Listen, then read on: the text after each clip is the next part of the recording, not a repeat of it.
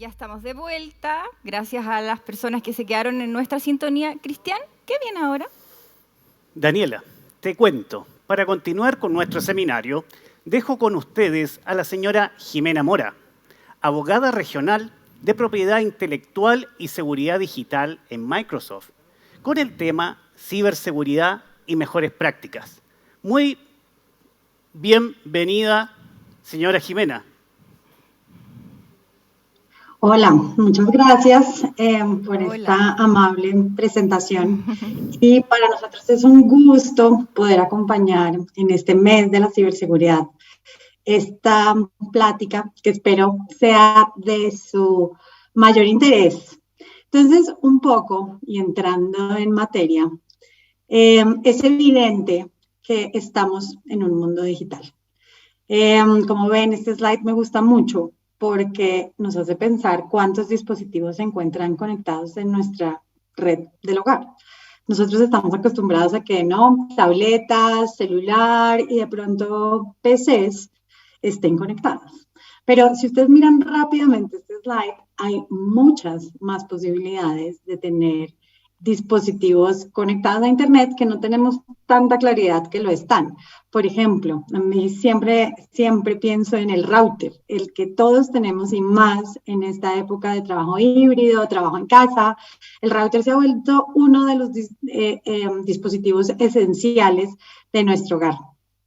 Pronto vamos a tener chimeneas, refrigeradores, coches, ventiladores, la temperatura conectadas a Internet y justo con nuestros asistentes personales. Entonces, un poco esta diapositiva me gusta mucho, precisamente porque lo que evidencia es una revolución tecnológica invisible. La estamos viendo todos los días, cada vez más, y a veces no somos tan conscientes de ella. Y un poco, pues creo que es absolutamente necesario referirnos a lo que ocurrió con COVID. COVID cambió toda nuestra realidad. Y posiblemente, si estuviéramos, no sé, hace un año y medio, las empresas de tecnología, los gobiernos, la educación, hablando de este tema de implementación de tecnologías, la conversación sería un poco la misma, ¿no? Como la necesidad de transformarse digitalmente, cómo hacemos más eficiente el trabajo remoto, pero lo que sí, y también, ¿no?, los riesgos y los grandes desafíos que tenemos en este mundo digital. Pero lo que sí hizo la pandemia fue ser esa chispa que aceleró, ¿no?, toda esta implementación de tecnología. Vimos en el 2020 cómo transformación digitales que estaban pensadas en empresas públicas para realizarse en el curso de 3 años, se realizaron en 3 meses. La utilización de banda ancha creció exponencialmente y ahora estamos oyendo cómo los expertos en temas de infraestructuras críticas, servicios públicos, están llamando a la conectividad como la nueva electricidad. Es algo que se está volviendo tan esencial para nosotros que entró a ser, para algunos, considerado como un servicio público esencial. Y un poco, las amenazas de hoy nos plantean desafíos únicos. Entender de dónde vienen las amenazas, las motivaciones y los posibles actores hacen que tengamos una posición única de defensa. Y un poco desde Microsoft, y esto sí es solo nosotros, no hay una referencia intelectual más allá de la experiencia que hemos tenido. Hemos dividido como a estos actores en 4. Tenemos a los cibercriminales, que tienen un interés más que nada financiero, tienen una presencia persistente, es una ejecución profesional y su forma o su vector de ataque más utilizado es el ransomware. El ransomware es aquel vector de ataque que secuestra las plataformas tecnológicas a cambio de un pago, generalmente en monedas de Bitcoin. Estos cibercriminales no son aquellos personas que vemos como en un sótano, ¿no?, que tenemos esa imagen de hackers que van pues por la libre expresión. Estos son personas técnicas y, como les cuento, de presencia persistente que buscan acceder a la información de los usuarios, de las diferentes formas de correo, de comercio electrónico, finanzas, infraestructura crítica, y es el que vemos que está ocurriendo de manera diaria. Ataques de Estado-Nación, una nueva preocupación para todos nosotros como ciudadanos y como espectadores de lo que está ocurriendo y cómo están utilizando tecnologías de la información. Es aquellos ataques que ocasiona un Estado a otro Estado utilizando tecnologías de la información, ya sea porque explotan alguna vulnerabilidad o porque logran una interceptación o una forma de vincularse a las plataformas tecnológicas de otro país. Esto se conoce también como las ciberarmas, ¿no? Que cuando empezamos a entender que esto realmente sí está ocurriendo, pues nos preocupa un poco. Los activistas, y ahí tienen una imagen que yo creo que es bastante conocida para muchos de ustedes, estos grupos que buscan influenciar opiniones o posturas políticas, y los insiders, que es más oportunístico, tienen acceso, trabajan en el área de tecnología, ven una opción para, por ejemplo, vulnerar el usuario administrador con lo que ya tienen acceso a toda la información de una empresa o de una entidad. Y los vectores de ataques que hemos visto son los que señalo a continuación, que al final, pues no me voy a referir a todos, pero muy importantes, la ingeniería de datos, o la ingeniería social, el phishing, bueno, malware, y estos tres son tan importantes porque hemos visto que son los vectores de ataques que han generado y han sido más persistentes en el último año y medio. Y un poco, pues, ¿qué hemos visto en este último año que ha traído tantas nuevas formas y tantos nuevos desafíos en temas tecnológicos? Y es que hubo un incremento del 35% en ataques de IoT, para ataques de Internet de las Cosas. Recuerden esa primer slide que les envié, que les mostré, donde casi toda nuestra casa está conectada. Entonces, 35%. 8 trillones es el costo estimado del cibercrimen para el 2022. Y un poco me parece interesante esta cifra porque acabamos desde Microsoft lanzar el reporte de defensa digital, en donde se muestran los resultados que Microsoft realizó en un año al analizar más de 24 trillones de señales diarias. Cuando uno piensa en ese número, creo que en la cabeza no le alcanza, o por lo menos en la mía, no alcanzó a dimensionar el impacto de analizar 24 trillones de señales diarias. ¿Esto qué generó? Que pudiéramos bloquear más de 30 billones de correos sospechosos. Y ahorita vamos a ver, ¿no?, cómo estos correos sospechosos tenían principalmente temas de COVID y phishing, 7 billones de amenazas bloqueadas a endpoints.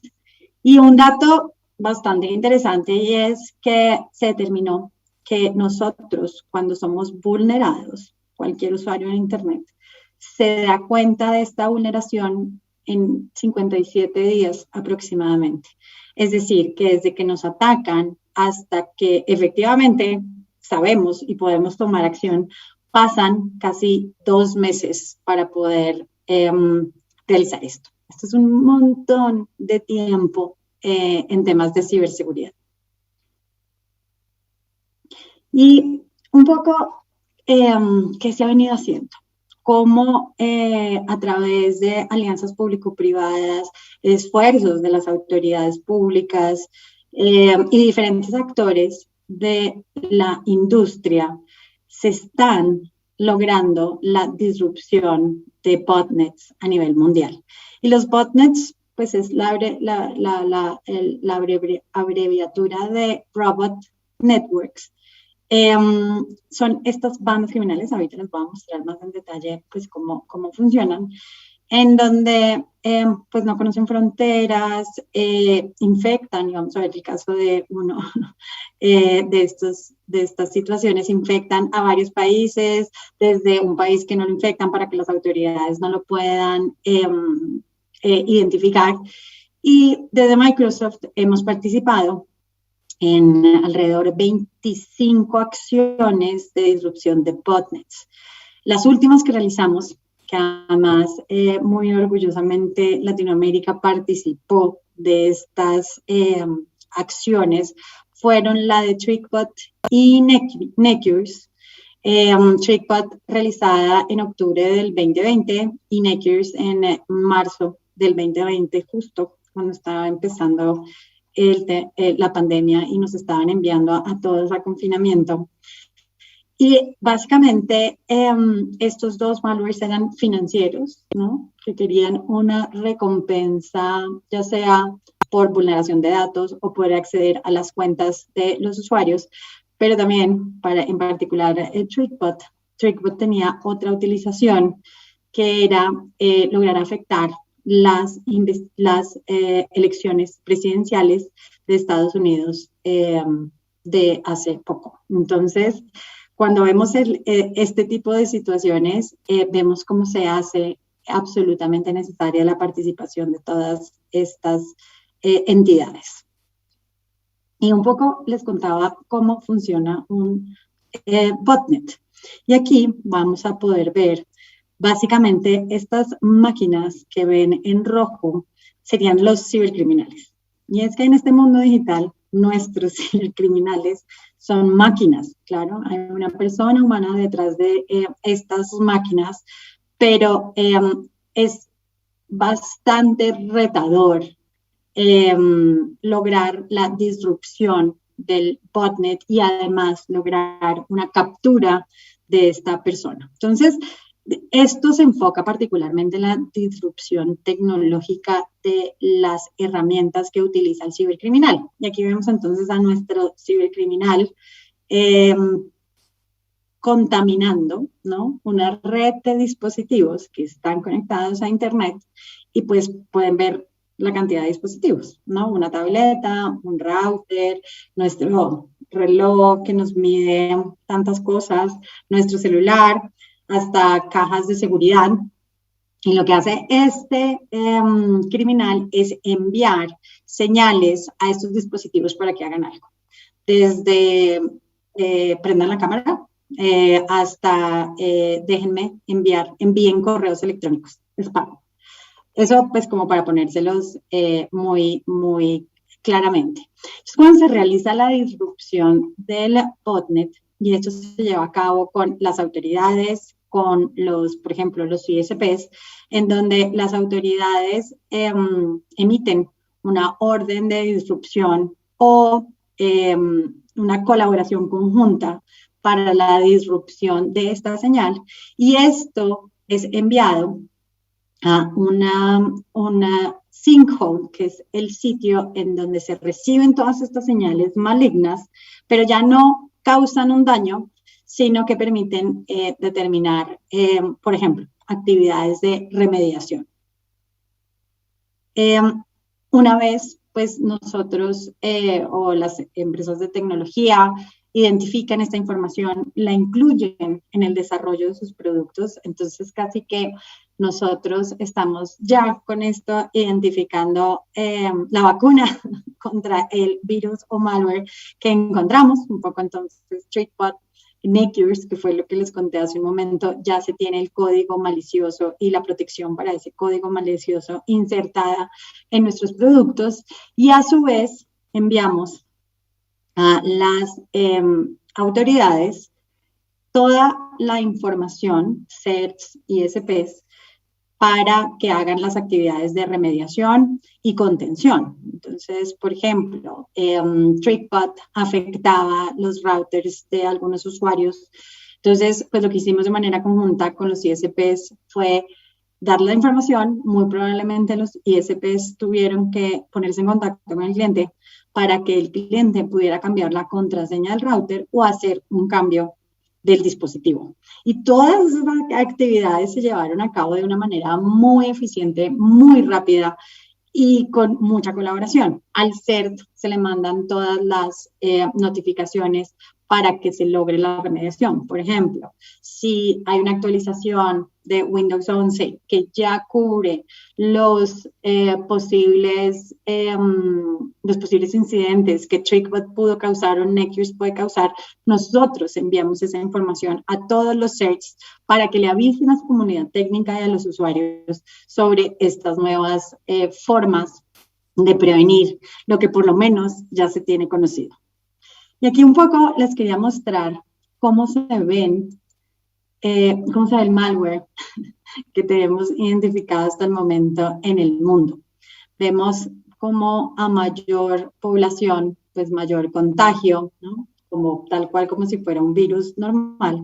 Pero un poco les quería mostrar esta imagen, y aquí yo tengo el video, que ustedes ven, y eso era un poco lo que hablábamos, que los cibercriminales no conocen fronteras, están por todo el mundo.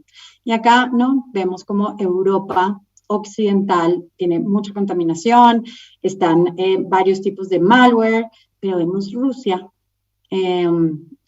pues Rusia también tiene mucha población. Diríamos, bueno, hay mucha población, hay muchos dispositivos, porque literalmente el mundo está contaminado y no Rusia. Pues, ¿ustedes dónde creen que estaban los cibercriminales? Aquí lo vemos mejor. Ay, se me fue. Los cibercriminales efectivamente estaban en Rusia.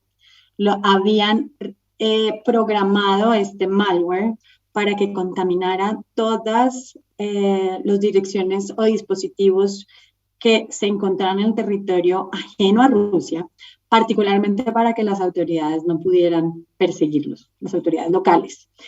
Esto pues tiene una historia muy importante, porque al final, después de 7 años más o menos, se pudo atrapar a estos ciudadanos rusos que causaron este daño y fueron extraditados a Estados Unidos por lo que estaban causando con este tipo de malware. Pero esta información la tenemos en tiempo real, se la compartimos a las autoridades, a nuestros aliados estratégicos, a todas las personas que pudieran tener interés en promover, ¿no?, un mundo digital más seguro. Y viendo otro tema de mejores prácticas es, siempre hablábamos de los riesgos, de cómo nuestra información está disponible, cómo los cibercriminales cada vez son más sofisticados, están bien financiados, y nosotros como usuarios seguimos usando contraseñas como las que ven en este slide, ¿no? Entonces, la contraseña más vulnerada en el 2020 fue la palabra contraseña, la palabra password. Seguimos utilizando contraseñas como 1, 2, 3, 4, 5, 6, 7, 8. Esta me gusta mucho, QWERTY, porque al final parece que es, pues que es bastante novedoso, pero si ustedes miran, son las primeras teclas que tiene el computador de una manera, un teclado computador de izquierda a derecha. Entonces, pues es bastante fácil. La palabra admin, que es la más vulnerada en entornos empresariales. Y pues también password 1, QWERTY 1, 2, 3. Está también, que son muchos símbolos, también es una sucesión de teclado. Entonces, esto nos hace pensar, bueno, entonces los cibercriminales nos están atacando o haciendo intentos de ataque de manera permanente, ¿no? Y nosotros usamos la contraseña 1, 2, 3, 4. Entendamos que además los cibercriminales utilizan tecnología muy sofisticada, y para este caso en particular, si lo que quieren es vulnerar nuestras contraseñas, lo que utilizan es una forma de ataque denominada ataque de fuerza bruta, y es que ponen robots a hacer muchas combinaciones de posibles contraseñas hasta pues que identifican la nuestra. Imagínense estos robots, cuánto se pueden demorar en encontrar 1, 2, 3, 4 en cuestión de milisegundos. Entonces, ¿cuál es la recomendación allí? La recomendación allí es que no solo tengamos una clave o una password o una contraseña que sea alfanumérica de 8 dígitos, sino que además no tenga que ver nada con nosotros. ¿Por qué? Porque en un estudio reciente vimos cómo las mujeres tendíamos y nos inclinábamos a poner de contraseña a alguien que fuera muy querido para nosotros. Ponemos a nuestros hijos, a nuestro esposo, a nuestra mascota. Y generalmente acompañamos estos nombres o con el día que nació nuestro hijo o con los años que tiene, que es información de bastante fácil obtención con una ingeniería social básica. Y los hombres, también demostré este estudio que fue bastante anecdótico, lo que ponen de contraseña es algo relacionado a sus hobbies. Entonces, si les gusta montar en bicicleta, probablemente la contraseña será la marca de la bicicleta, o si les gusta mucho el fútbol, probablemente será el capitán, no sé, de la selección de fútbol chilena, el que pondrán. Y eso, pues, lo saben los cibercriminales. Entonces, es, como les cuento, hacer una pequeña ingeniería social para poder determinar, en mi caso, mi hijo se llama Santiago y tiene 9 años, que yo muy probablemente voy a poner de contraseña a mi hijo que se llama Santiago y mi contraseña sería Santiago 9. Entonces, básicamente la recomendación es, para las contraseñas, es crear un código único, ¿no? Entonces, por ejemplo, seguir, si yo quisiera, ya obviamente no uso esa contraseña después de estos resultados del estudio, pero si yo quisiera poner a Santiago, lo que haría sería cambiar la A por arrobas, la I por un número, la O por un 0, y siempre terminaría, no sé, como con un signo de admiración en lugar de un punto. Entonces, esta creación de un código permite además que sea de fácil recordación para nosotros, pero de difícil obtención para los cibercriminales. Por favor, no usen más estas contraseñas. Si las están usando, cámbienlas ya, porque pues además solamente hagan una búsqueda en internet y van a ver que hay todas las fuentes de información que dicen que estas son las contraseñas más vulneradas. Otro aspecto que vimos en este análisis del reporte de defensa digital de Microsoft, y se los comentaba al principio, es que el phishing es el principal vector de ataque. 90% de las intrusiones empiezan por un correo de phishing. ¿Eso qué quiere decir? Que 9 de cada 10 de nosotros vamos a hacer clic en aquel mensaje adjunto que no debimos haber hecho clic y que nos va a generar bastantes dolores de cabeza.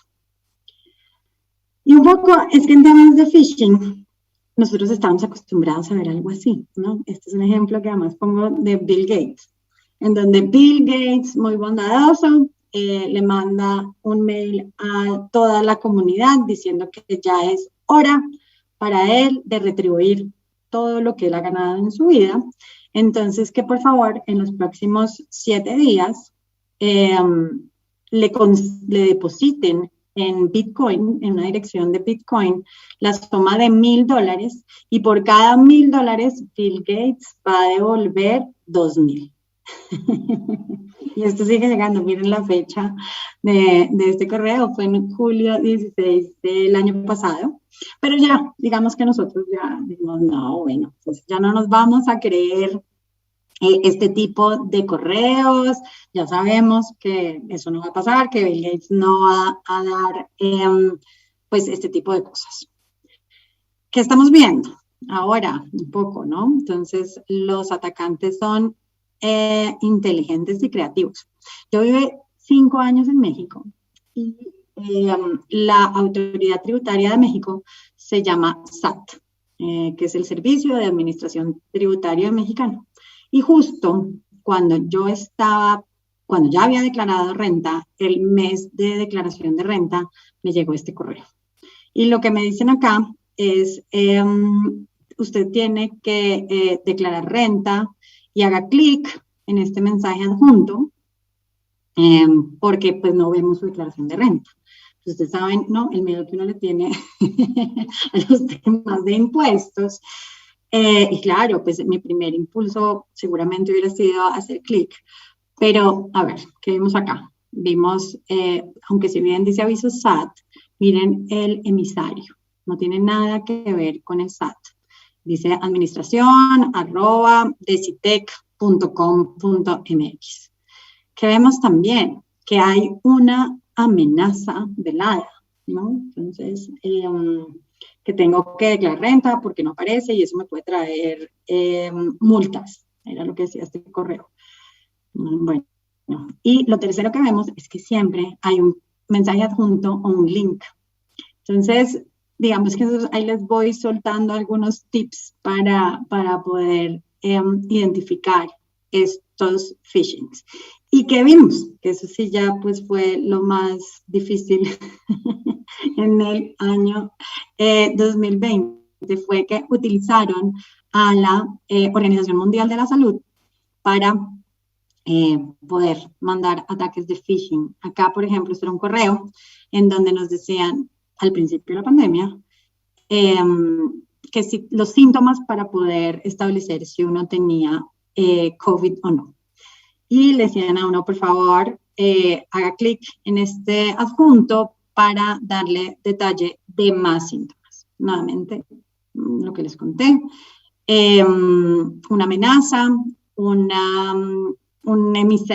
emisario, ¿no? Un remitente que no tiene nada que ver o tiene algo raro con la Organización Mundial de Comercio, porque si bien están las primeras letras del acrónimo de World Health Organization, WHO, pues esto de pc.com no es tan fácil.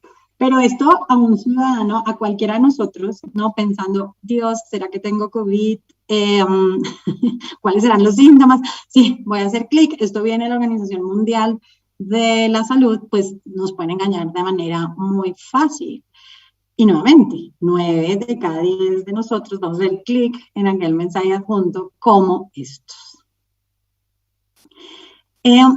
Otro tema que hemos visto y lo mencionamos en un slide previo es el incremento a los ataques Estado-Nación. Y un poco esto ha generado bastante preocupación para la industria, para los gobiernos, porque ha traído muchos interrogantes. ¿Cómo en tiempos de aparente paz están sucediendo ataques a otro Estado usando las tecnologías de la información? Caso que yo creo que puede ser más icónico porque fue el primer caso que hubo una atribución directa a un gobierno, fue en el 2014, cuando el gobierno de Corea del Norte atacó la estructura tecnológica de Sony Pictures. Y la razón por la que lo hizo es que Sony Pictures iba a lanzar una película que se llamaba The Interviewer, en donde era una sátira al presidente de Corea del Norte. Entonces les llegó un ransomware, bueno, si no me hacen un depósito pronto, no van a poder tener sus tecnologías de la información de vuelta. Bueno, publicaron información personal del presidente de Sony Pictures, el salario de muchas personas de alto rango en la entidad. Y en ese momento, Barack Obama hizo una atribución directa a Norcorea sobre este ataque. Nadie en Norcorea nunca lo ha reconocido, pero hay muchos ejemplos, ¿no? Que están incrementándose cada día más y que generalmente van contra elementos o empresas de infraestructura crítica de los países. Acordémonos que infraestructura crítica son las entidades financieras, son las empresas de transporte, de servicios públicos, y básicamente son aquellas empresas que si no se presta ese servicio generaría una grave situación que atenta contra la salud, la vida o la estabilidad económica de un país. Entonces, es súper importante que nosotros pues tengamos esto en cuenta. Y pues esto al final ha generado que la comunidad internacional acepte que esto está pasando y empiece a tomar unas posturas referente a estos ataques Estado-Nación. Y hace un par de años, el presidente Macron lanzó una iniciativa que se llamó el Llamado de París para la confianza y seguridad en el espacio, en donde lo que promueven es la adopción de 9 principios que pretenden proteger a los ciudadanos, proteger a las elecciones y proteger a Internet.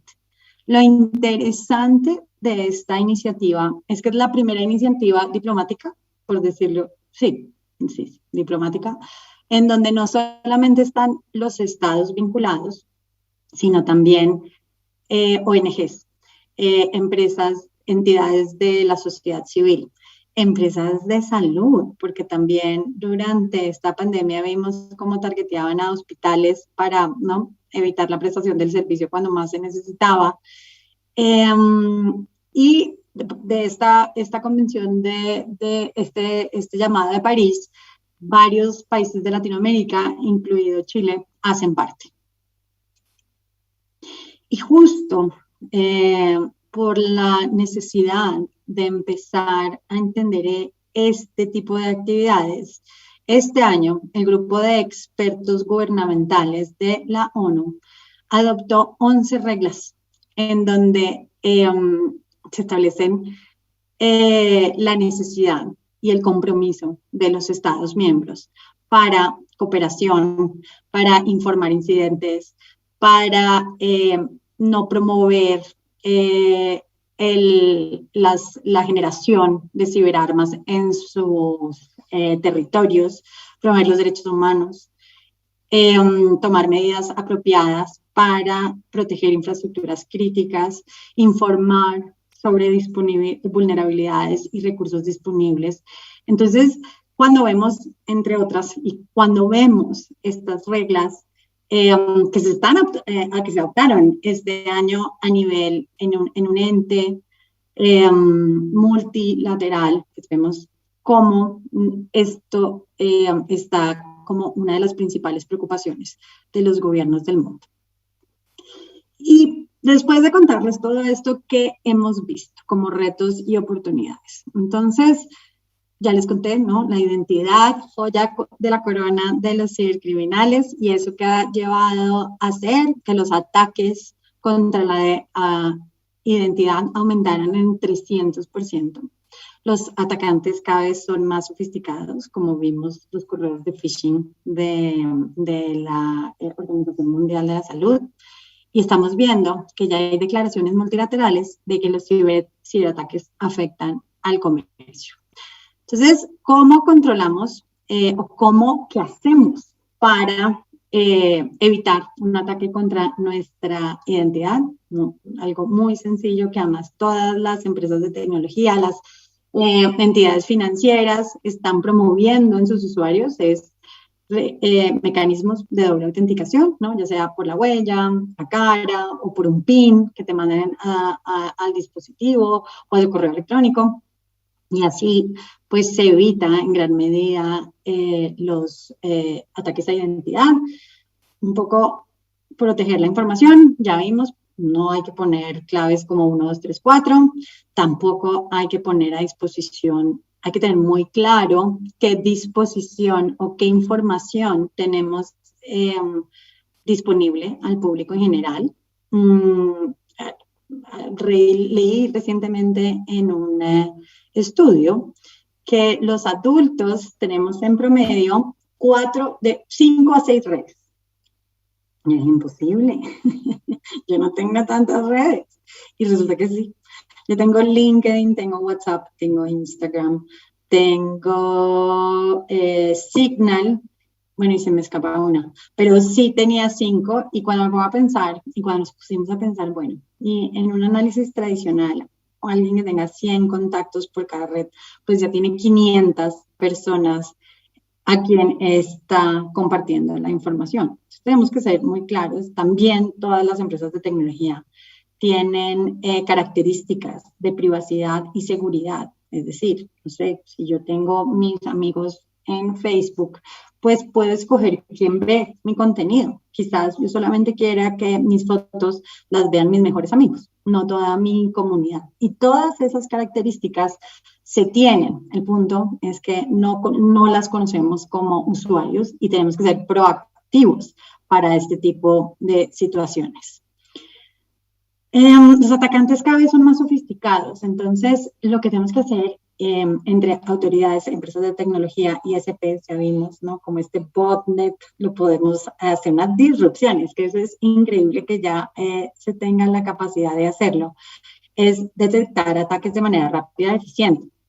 Y eso solo se hace también teniendo una conciencia y prácticas de higiene en seguridad, tanto en el hogar como en las empresas. Y aquí me pareció interesante cómo las legislaciones o las iniciativas multilaterales de comercio exterior están promoviendo regulaciones que estén dirigidas hacia la gestión del riesgo cibernético. Porque otro de los temas era, antes la ciberseguridad se entendía como cibercrimen, y para nosotros como usuarios del día a día decimos, sí, claro, toda esa plata que se pierde, todo, y la ciberseguridad resulta que es un proceso que se tiene que llevar a cabo en donde se cubran aspectos de protección, detección y recuperación.